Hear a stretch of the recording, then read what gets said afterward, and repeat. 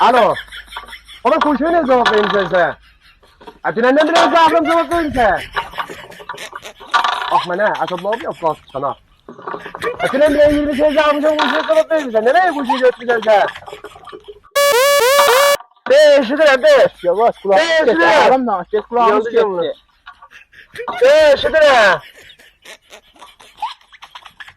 Yaptı. Ha. Sabah sen gel bana gel bana. Sen gel bana. Evde soğuk. İstiyorsan gel bana. İşte gece aldım. İstiyorsan gel bana. Poğsalamız Ha, sizden. Ha. Şu değil öyle beni. Ben bileyim vaxt vermişəm. Demişəm o vaxta görə dolasın.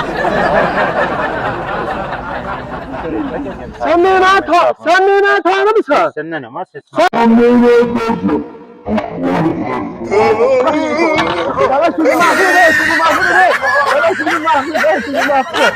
Dala şimdi mahvede. Çok böyle hadi. Şey gel. Cadı faş verirsən, yaşarsın.